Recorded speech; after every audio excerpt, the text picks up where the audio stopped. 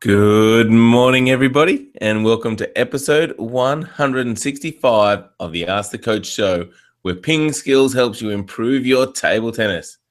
165 Lawley is a main belt asteroid that was discovered by C.H.F. Peters on August 9th, 1876. Now, I know it's August 12th, so it's not quite a numbers fact with this day in history, but it's a pretty good start to the show.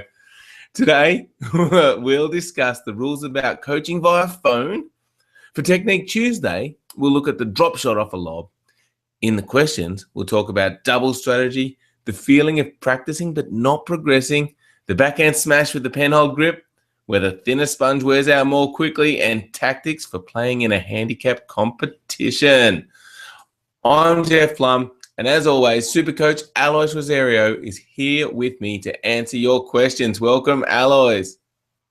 Thank you, Jeffrey. And yes, early in the morning just isn't quite as peppy, is it? You know, like 6:30. I know it is early, and it's I don't know. I'm not really a morning person, I've got to be honest. But and can you tell, guys? Can you tell?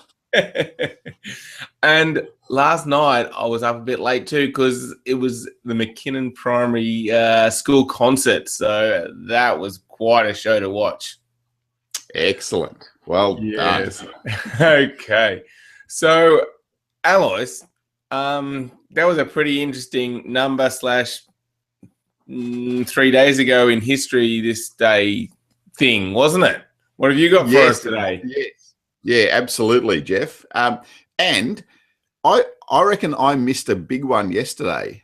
I missed Robin Williams's passing, and I can't remember how many years ago it is now, but I think that was either yesterday or today. I couldn't quite work it out. That is a bit sad. Yeah, it is. And you'll have to guess the year. The Space Shuttle Enterprise, named after the Star Trek space module, passes its first solo flight test. What year do you think, Jeff? 74. Oh, you're close. 77. I wouldn't have had it back that far. There you go. 1977. 38 years ago. 38 years. Enterprise. Awesome. All right. Yeah. Well, let's get on to some table tennis stuff, Alois. And yesterday's PingSkills question of the day was, do you boost? And so a few people firstly had a question about what that even meant and what were the responses? Yep. So we did have quite a few responses. So a few people did ask, what do you mean by boosting? But Phil said, cannot use Chinese rubber if not boosted. And Thad said, I've boosted in the past, but trying some new German rubbers. And Ilya said, I'm very curious how a boosted H3 would play. Said the same thing, probably one day I will buy a Provincial Hurricane 3 and boost it just to see what people find so special about those special rubbers.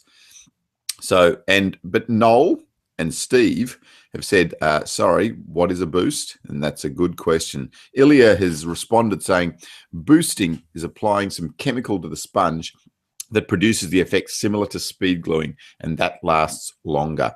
It's commonly used with traditional Chinese tacky rubbers like Hurricane 3. So I guess what we need to talk about, though, is the fact that it isn't actually legal.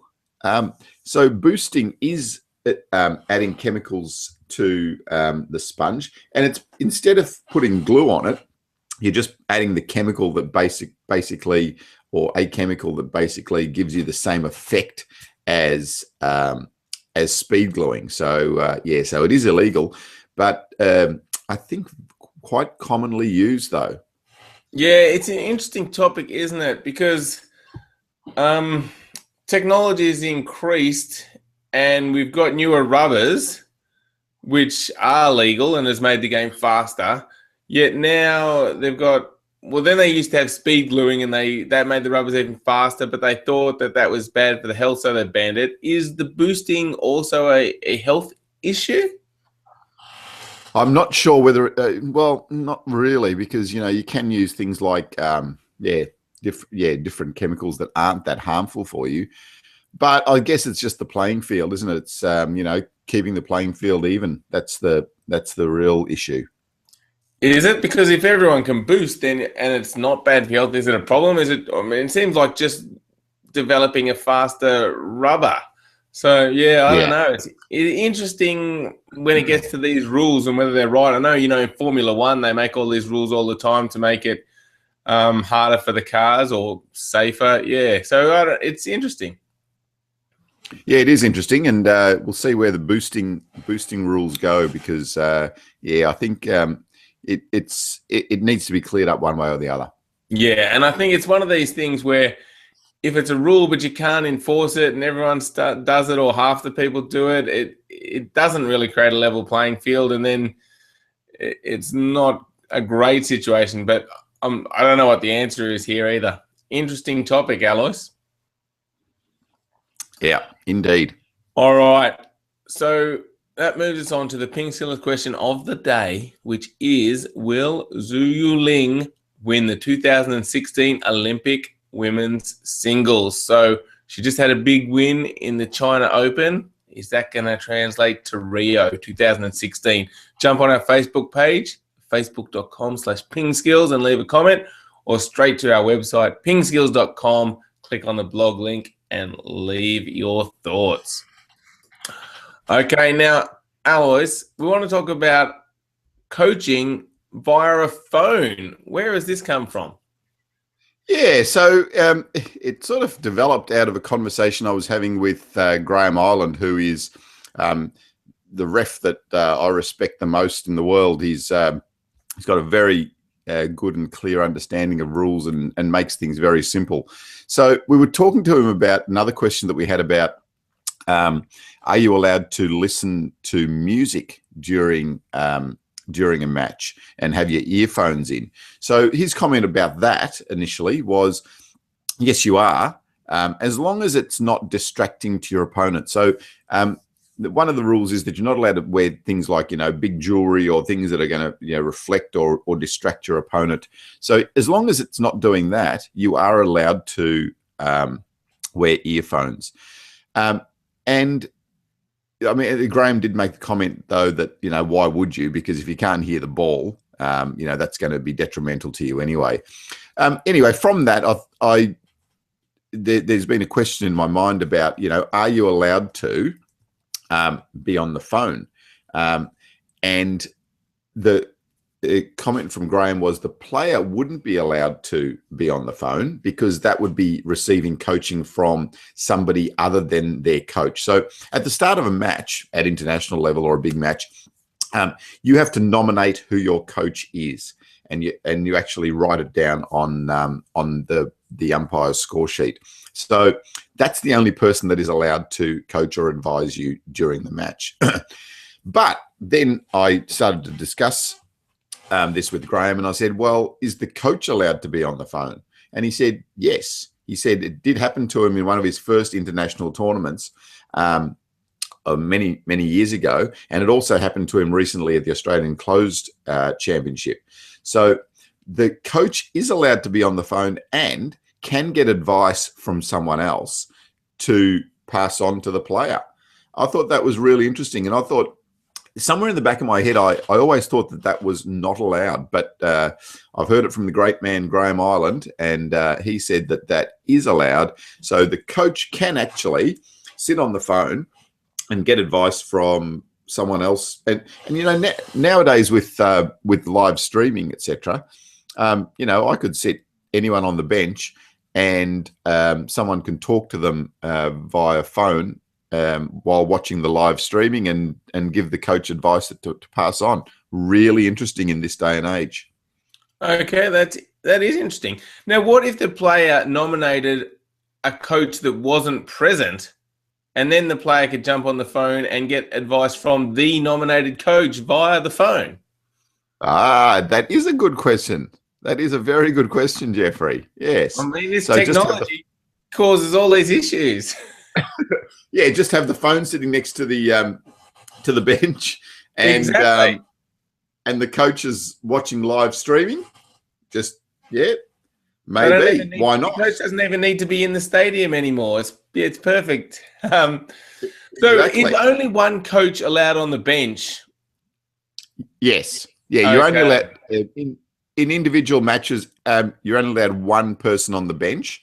In teams matches, you're only allowed your team members plus one coach on the bench. Okay. So surely then in team matches, the team members could talk to the coach and the coach could pass it on to the player as well. So more than one person Yes. providing input, but only one person talking to the player.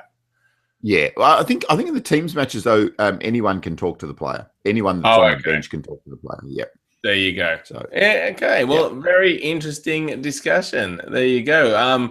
Let us know and if you've thanks to ever received yeah, coaching via phone. You go on, Alice. yeah, yeah, and thanks to Graham Ireland, he's great. He always is able to clear things up, when there's something tricky. So thank you, Graham Ireland. Indeed. Thank you, Graham. All right. Today, Alois, is Technique Tuesday, and we want to talk about the drop shot off a lob. Yeah, so this is a shot that I find can be useful if you find someone that's quite good at defense and lobbing the ball back. So it just gives a bit of a change up to what you're doing. So instead of trying to smash, and if your smash isn't very strong, it just changes things up a little bit. So the things to look for when to play that drop shot is, firstly, make sure that the ball is closer to the net, so lands closer to the net on your side. If the ball lands near your end line, it's really difficult to make the drop shot off the lob, because from back here to try and get the ball just over the net is treacherous. So wait for the ball to land nice and short near the net. The next thing is you have to have a really soft hand and take the ball really, really early. If you let the ball bounce up high and you try to play a drop shot from there, the ball will bounce high on the other person's side. You'll give them plenty of time to come in and smash that ball at you. So make sure you're hitting the ball really low and close to the net. And the third thing that is probably the best thing about making the drop shot off the lob is to just add a little bit of side spin on it. If you add a little bit of side spin, you'll find that the ball will stop a little bit quicker. It's hard to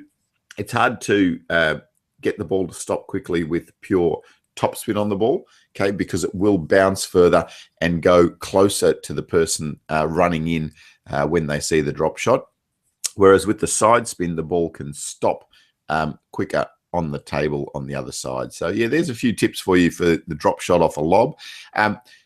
It's a shot that you don't use a real lot, but it's a good thing to have in your arsenal when you need it. So go to our lessons page and strokes and techniques, and there's a lesson there specifically on the drop shot off a lob that you can take a look at.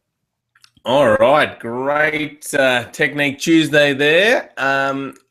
Again, like you said, Alice, not a shot you use a lot, but yeah, definitely handy, especially against a good lobber. And so yeah, get out there on the table and give the drop shot off a lob a go. Learn how to do it, and as Alice said, it will help you out from time to time.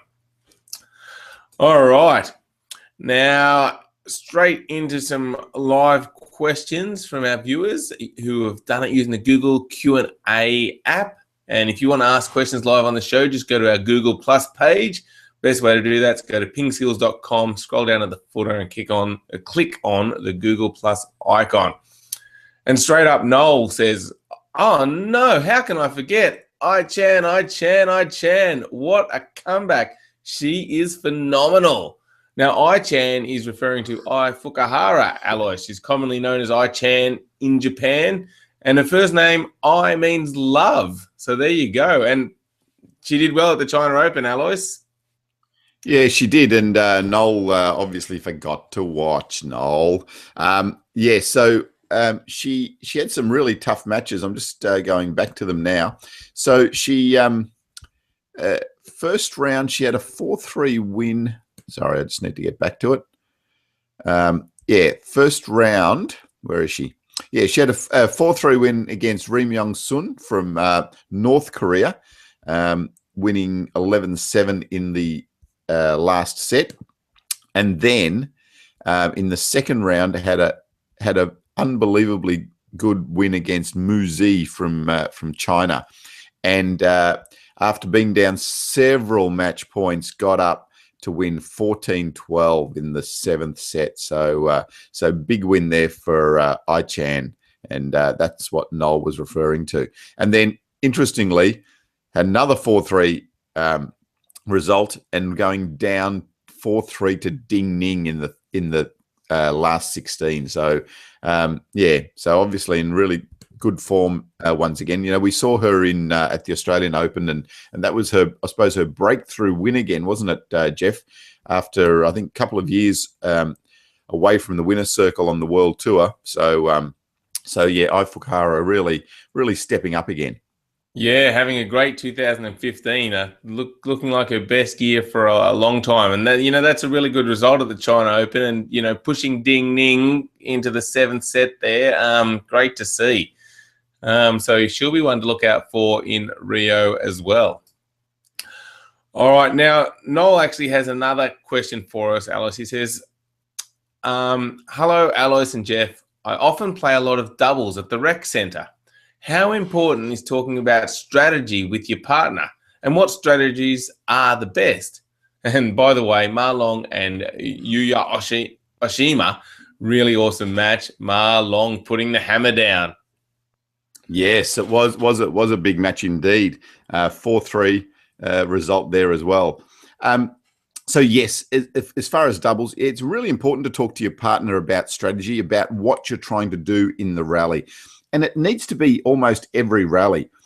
So first up, if you're serving, you need to communicate as to what type of serve you're going to do. So if you signal, I mean, a lot of you would have seen that players signal underneath the table to their partner whether they're going to do what type of serve they're going to do. Often that can mean top spin, that can mean backspin long, that can mean backspin short. So signaling to your partner helps them to understand what is going to happen in the rally as well. Now players often signal as well on the return of serve. So they might signal the direction that they're going to return to. So if I'm returning, I'll signal that I'm going to return it deep into the backhand corner, or short into the backhand corner, or deep to the forehand corner. So that also then helps your partner to know what type of ball's coming next. But just in general, the strategy in the game, it's important that you talk to each other about it, so you might have one really strong player at the other end, and the strategy is going to be to try to stop that person from making the attack, and that needs to be a two-person job, not just me hitting to him. It's how we set that all up. So yeah, really important.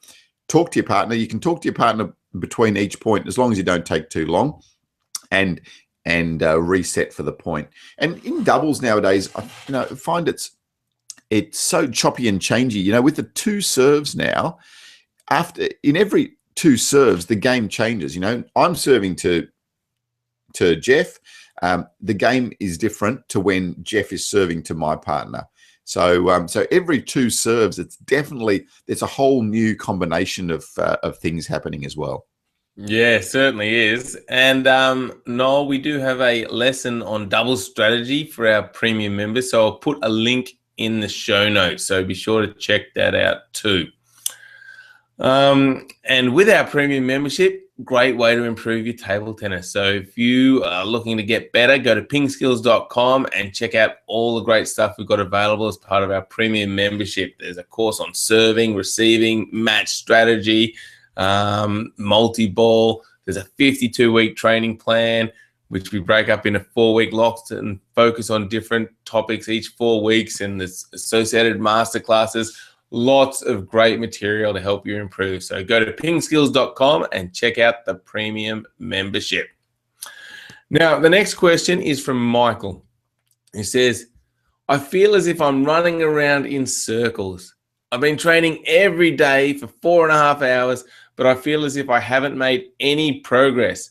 My rating has in fact gone down significantly. Is there any way that I can learn to benefit from my practice? Yeah, so Michael, this is a common thing that we see a lot. People start to practice a lot. They start to step up their training, and initially, I mean, just naturally, your ranking will go down or can go down because you're spending a lot of time. You're starting to I suppose, have a lot more expectations on yourself as well. So when it comes to a match situation, sometimes you feel under a bit more pressure. So that's quite natural. Improving your strokes can also mean changing your game. So, you used to push off everything. Now you're trying to make your top spin, or you're trying to do something a little bit more attacking. So you will make mistakes when you start to change the strategy of what you're trying to do with your game. But remember, in the long term, that strategy is going to be better for you. So that can also lead to a dip in your playing level. And then thirdly, what you can start to think about doing is also tailoring your training a little bit more to some match type drills. So you might now just be practicing a lot of topspin, whereas before you used to push the ball a lot. So now it's not only the topspin that you need to think about, it's how you're going to get into the rally to play a topspin. So what type of serve you're going to do, the third ball you're going to do. So you then need to start to practice some third ball drills or some fifth ball drills where you're starting the training drill with a serve. So you're serving, getting your partner to push the ball, you make the top spin off backspin, and then go from there. So don't worry too much, Mike. It's about development overall, and as long as you are comfortable and clear in your head as to what your game is going to look like, and it's a better looking or better performing game in the long run, then keep working towards that. Yeah, very interesting topic, Alois, and some good tips there from Michael. I think the other important thing to remember is that progress isn't linear. It's not a straight line. Often you won't improve for a while, won't improve, and then all of a sudden you'll just jump up and you'll have a breakthrough victory, and then you'll start beating a lot more players, and then it'll, might just come down a little bit, and then, so it's never this straight line, and you never know when just around the corner might be one of those, big jumps. So it's important always to keep working on your game and trusting that will come. Yeah, I've told this story before, but Marius, one of the chaps I see, told me a really good story once about miracle mud. So he was battling to try to get his fish tank clean and the water clear, and he tried for forever and all sorts of different things, and almost gave up. And then he happened upon the guy in a fish store, and who told him about this miracle mud that you put into the fish tank. Put that in, and it almost cleared it up straight away. So just that one little more bit of information was the thing that made the huge change. So yeah, just keep looking for that miracle mud, but it takes a lot of hard work to get to there. Awesome story, Alois. All right. Now, Bennett has a question. Bennett says, I play with the J pen blade, but curl my finger for the C pen grip. If I do not have time to get around the ball, how can I do a backhand smash with the traditional backhand? All right. So I responded to Bennett on our Ask the Coach page, and I told him about this beautiful backhand smash that you can do from here. Some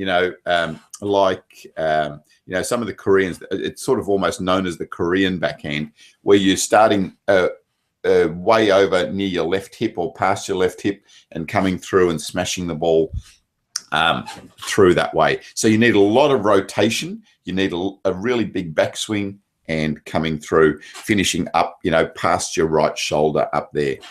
But then Bennett came back to me and said, not exactly what I was talking about. So he was talking about the higher ball, so when the ball's really high on your backhand side. So we do have a lesson on the backhand smash, and this applies to whether you're using the J pen, C pen, shake hand, V grip, whatever it is. if that ball is high on your backhand side, you are much better off getting around and utilizing your forehand smash. The backhand smash up there with the shake hand or the pen hold or whatever it is a really awkward shot. If the ball is up that high, that means that you have enough time to step around and use your forehand. Okay. So as soon as the ball goes up that high, you need to see that, get around and utilize your forehand smash to make that higher ball. Excellent advice. There you go, Bennett. Use the forehand. You've been told by Alois. All right. Laos has a question. Does thinner sponge rubber wear out more quickly? I'm thinking of buying a new rubber, Calibra LT Max, and it has outstanding durability, but it's a bit springy for me. For more control, I'm thinking of a thinner one, but I'm afraid of losing spin and durability. Yeah. So as far as the durability, I mean, I don't feel like the thinner sponged rubbers are less durable. It'd be interesting to hear other people's thoughts on it, though. I haven't used a lot of, thinner rubbers, 1 mil, haven't used 1.5 for a long time either. But I think the durability is more about the surface of the rubber rather than the sponge. So I would say there isn't much durability change. However, the speed change is or can be significant. So off a 2 millimeter or a thicker sponge, you do get more speed and spin. If you go down to a 1 millimeter sponge, you'll get much less speed and spin. So that's something that you can control as well. So if you're looking for more control, then go down to a 1.5 rubber, and that's what he was talking about a little bit as well. So getting a nice springy rubber, but in a thinner sponge, so you also get the control with it. So yeah, it's not a bad idea. Yep, indeed. And yeah, I've found the same with the durability, Alois. I haven't noticed any correlation to the sponge thickness with durability. But yeah, if anyone else has, leave a comment on our blog. Love to hear your thoughts.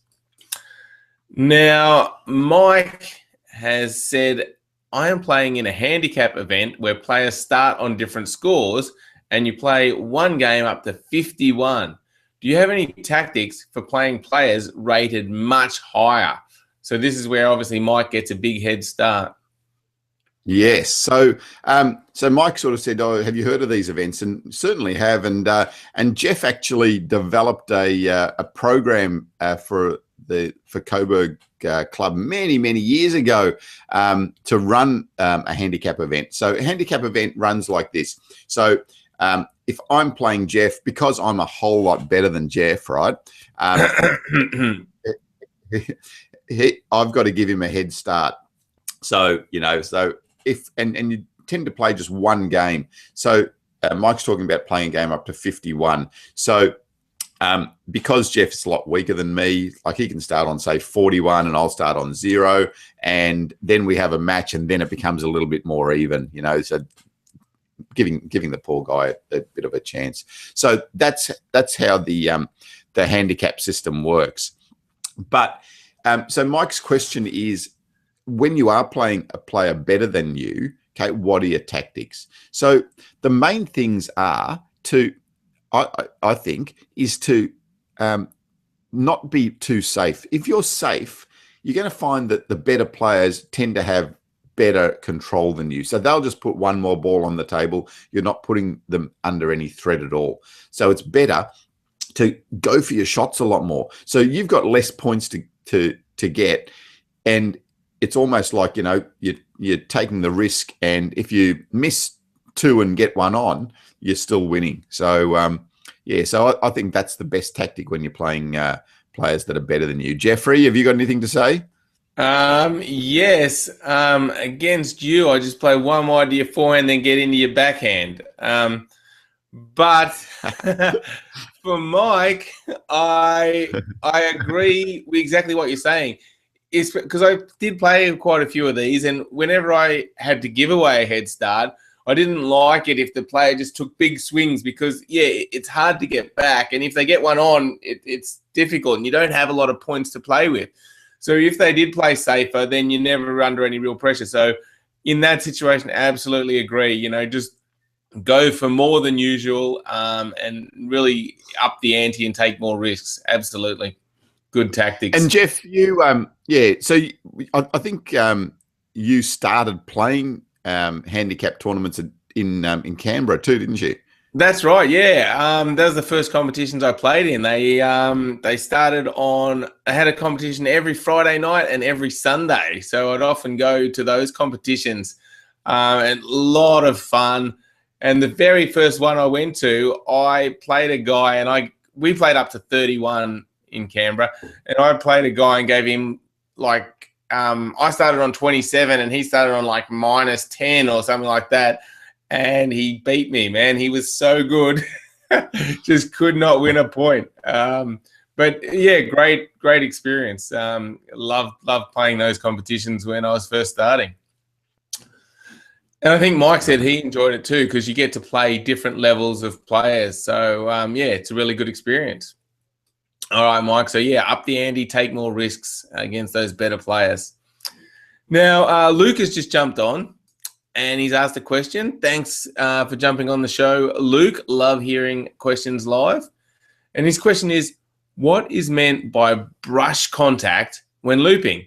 I think of a thin top sheet contact, but the ball makes a squeak noise and falls off the racket. Thus, I'm more of a drive looper. So what does brush mean?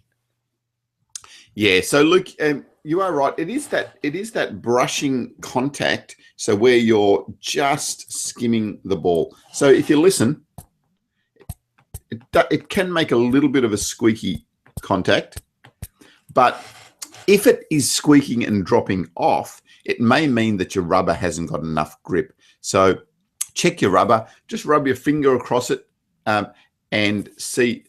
If I try and do that, it's very difficult to push the ball across the rubber. If I get an old rubber that isn't as good, you can see that, you can hear that squeak. So yeah, so it probably is the fact that your rubber might not be might be starting to die. You may need to think about changing the rubber, perhaps. Yeah, good advice there. And otherwise, I guess if you've got a good rubber, then I guess it's just more about getting the contact right. Yeah, so it's the difference between. I mean, if you try to go too thin, then maybe the ball will drop off. So it's just getting the right angle to still generate topspin and still get the nice contact to get the ball over the net.